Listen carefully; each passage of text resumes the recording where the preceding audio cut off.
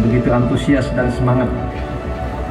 Saya selaku pejabat Pangdam 2 Sriwijaya yang baru, Ibu Ketua DPRD, Pak Pangdam,